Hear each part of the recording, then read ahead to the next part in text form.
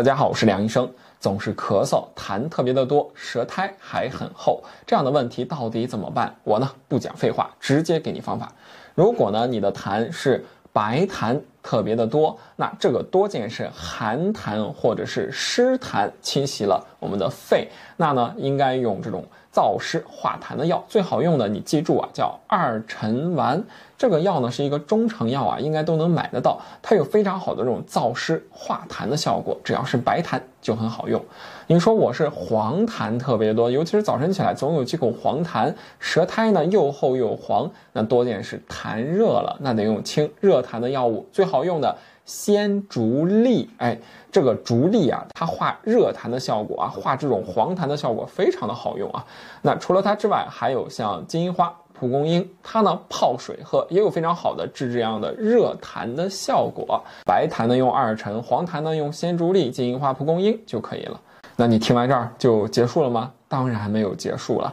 你会发现这几个药管不管用？真的很管用。但是有个问题，很多人吃上之后啊，这个痰呀真的很快就减少了，甚至就没太有了。但是呢，过一段时间你只要一停药呢，痰又出来了。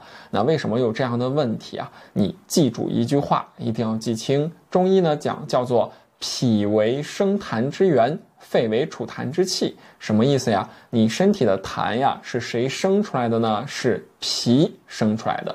它呢管着运化我们身体中的水湿，把水谷精微呢从食物中吸收出来运到全身。但是它如果说运不动了呀，就容易停聚下来，那聚湿生痰，就出了痰湿了。但是呢这个痰湿放哪儿啊？全放在肺里面了。所以说呢你就经常爱咳嗽，经常呢爱有痰，但是其实病根在脾上。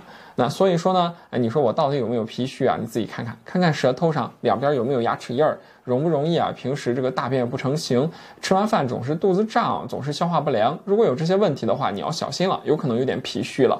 那你除了用刚才讲到的那些化痰的药之外呢，你还要加上健脾的药。那健脾的药的话，建议呢，如果你肚子胀的比较厉害，可以用一个叫做香砂柳菌丸。它呢有比较好的这种健脾行气的作用啊，对于这种腹胀的效果就很好。那如果呢你说我肚子不胀，我可能就大便不成形的厉害，你就用上一个参苓白术丸。那最后你说我浑身没劲，精神头特别差，那你用补中益气丸。那听到这儿是不是很简单，一下就能分清了？那我最后呢再教你一个化痰身体中最好的穴位，这个穴位呢叫做丰隆穴，它是身体中的痰汇，人体的痰湿啊都容易呢汇聚在这个穴位上，这个穴位也是身体中最好用的化痰的穴位。丰隆穴好找吗？真的很好找啊！你跟着我来，首先找到你的膝盖下面，这个叫外膝眼，再找到你啊这个脚踝前侧呢，这儿有一个凹陷，这个叫解析。它们两个呢，我们连一道线，这样连上来啊。连上来之后，这道线的正中间，找到这个位置了。正中间往外开1寸，也就是一个拇指的宽度，这儿就是丰隆穴。这个穴位呢，你自己去按一下，是不是有明显的酸麻胀的感觉了？